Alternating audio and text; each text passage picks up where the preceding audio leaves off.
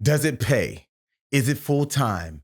Will it lead up to a possible full-time gig? These are all questions that are valid and I've heard hundreds of times for potential applicants, but maybe you're asking the wrong questions. Matter of fact, maybe you're just looking at it and thinking about it all the wrong way entirely. Now, I'm Nicholas Davenport, and this is episode 3 of Industry Pathology. And I'm gonna talk about flexible thinking and in the sense of how do you apply yourself and how you think about getting further in the mental performance industry. Now, like I said, those questions are valid. There's nothing wrong with understanding and wanting to know what this could lead up to. But when you're outcome-based, thinking about what's gonna happen at the end of this, think about how you do that with your clients. If you're only outcome-based, you're gonna miss all the processes and the performances that will lead to a better ability to become better at what you do. Now, as a mental performance practitioner, it's more than just getting that salary, that job title, that status, that association with something that you feel will put you where you need to be. That's part of it, sure, but that's not what's gonna make you great at what you do and put you further in this industry. And the thing that is a deterrent, and I see it shoot many of these burgeoning professionals and even people already in their field in the foot, because I've talked to them, is they end up just looking for what is it gonna pay? Or they avoid opportunities that can give them experiences, get them involved with projects that they would never get involved with if they were to do a potential opportunity that doesn't go straight to a full-time 6-figure salary job, or not even 6-figure, just a job that's gonna pay their bills. I get it. You gotta find this middle ground. And a lot of times people get caught up in well, I need to find something that has the experience that qualifies for me. At the same time, they want someone more qualified. But this is how you have to go about it. You got to reconfigure, because if we look at the term flexible thinking on face value, it just means being able to switch and adapt to the perception and perspective of something happening in real time that may not typically agree with how it's typically going. Simply put, if I was to say, hey, I have nowhere to sit, there's a bunch of people standing around and I'm trying to take a seat, but I see an empty box. There's no more chairs or seats, but there's an empty box that's sturdy, strong. Let's say it's made of a strong plywood. That's a chair now, right? So that's something called functional fixedness in cognitive psychology. And that's something you don't want your athletes or performers getting set in. But a lot of times in this industry, we see it all the time. They're set in what they were taught. And the funny thing about it is you spent probably $20,000 to $100,000, give or take, depending on your program, paying to be told to read books you could have read on your own at the library, to learn experiences that you got on your own. I did it, but I also have a degree, so I did both. But the point is, you spend all this money to be told what to do, and then you receive a degree. Great, that's part of the process. But you won't do something that's completely free and that can gain you the experience you need. So you need to change how you look at it, because a lot of people get caught up, well, if this is not leading to a potential full-time job, why would I do it? I can use this firsthand experience because I've had to cut people who gave me that kind of attitude. And I said, this is not going to be a good fit, because I need people who want to learn and grow. Because more than likely, and this is not a shot, but a burgeoning professional especially, if I put you in situations that I have to do every day as the owner of my company, Mind Body One, you would not thrive. Not because you're not capable or good enough, it's just you're not ready for it. And seeing by your rigid thinking, you probably wouldn't be able to get to the point where I need you to be anyway, at least right now.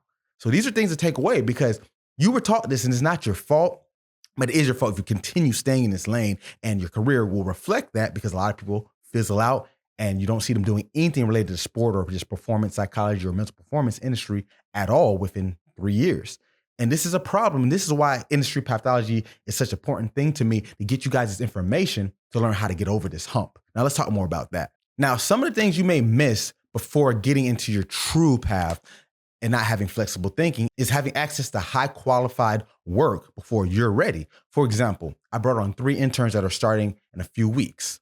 Now, they're already getting opportunities to sit in on meetings that I'm having with my developers for apps. I'm getting involved with some of the police departments that we'll be working with, and they'll be able to get right into doing stuff.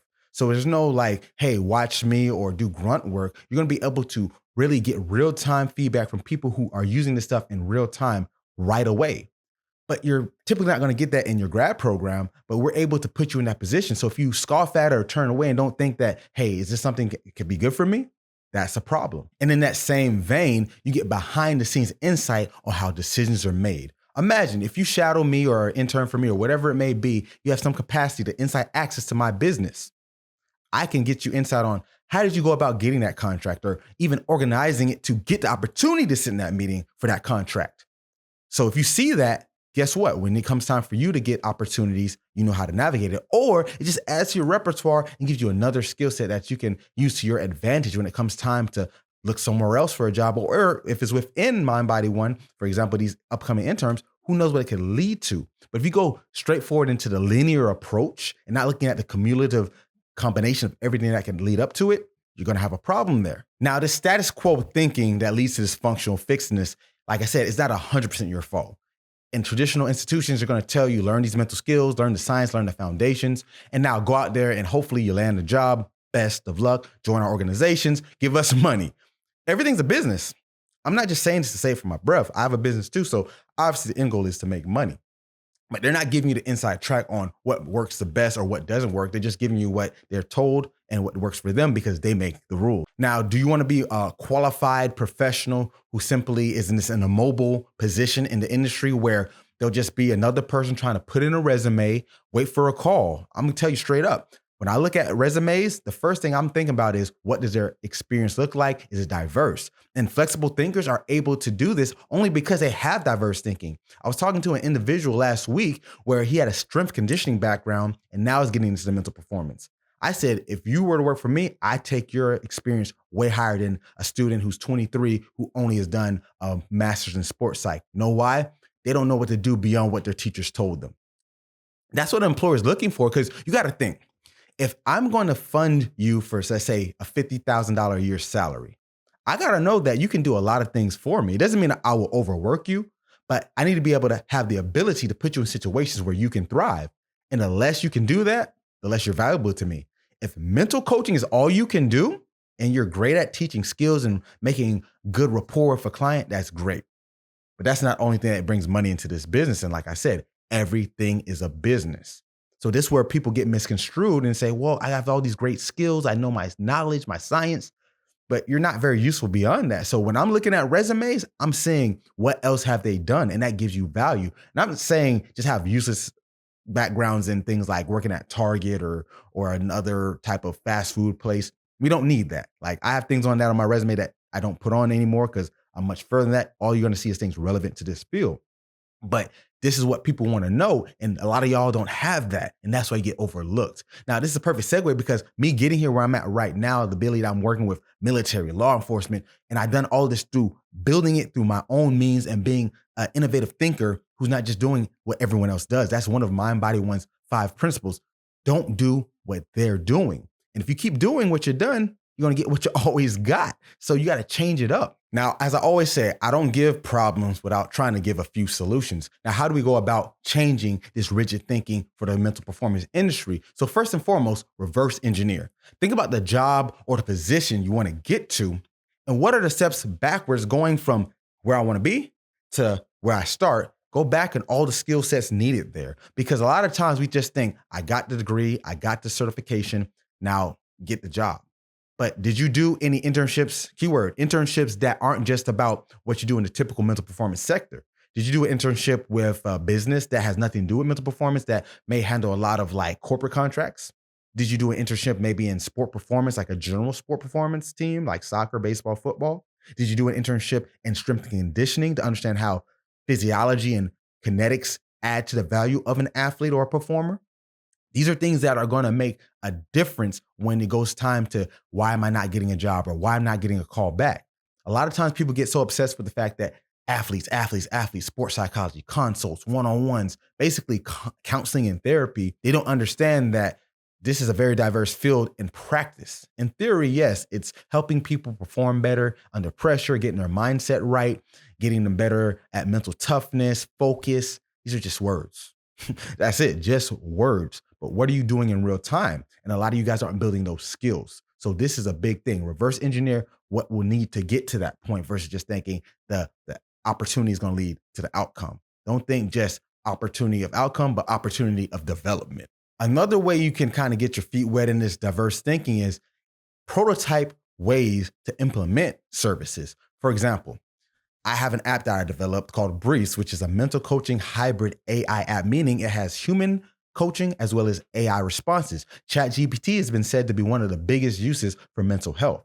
So I didn't know that until a few days ago, but I've been thinking that for a while now. Now, that's why I made briefs, because I know people are using AI for these things. So I said, this is different.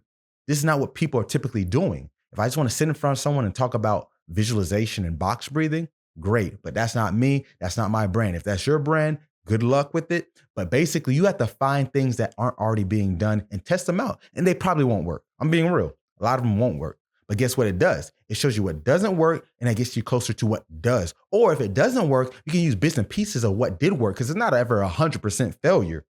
There's going to be parts that can be utilized. So take these prototype attempts, because it's going to diversify your skill set. It's going to make you think outside of the box to make your flexible thinking stronger. So not only will you be better at thinking of ideas, when you're put in a position finally, you'll be able to be divergent to other people and outshine them because you know what they don't. And this last one I'll say to help with your flexible thinking: read or watch subjects that completely have nothing to do with sports psychology. Like, that should be your main thing you're looking at. I know when I was in the hotel a few months ago, one of my interns were at a meet consulting with one of the teams we work with. And all I had on the screen on YouTube was running was business videos or things that related to how to perform and things that had nothing to do with psychology. We know that stuff. You should work on your strengths, of course, but you also work on the things you're not as strong at. And that's the problem. A lot of people shy away. I have one of my employees who hates making content, not because they're not sociable. They're one of the most extroverted people on my team, more extroverted than me, actually. And I'm only extroverted on camera and when I need to speak about this stuff. Outside of my field, I'm pretty to myself, but they that want to speak on camera. But guess what? That's what you need to do more of. Watch how to build a website.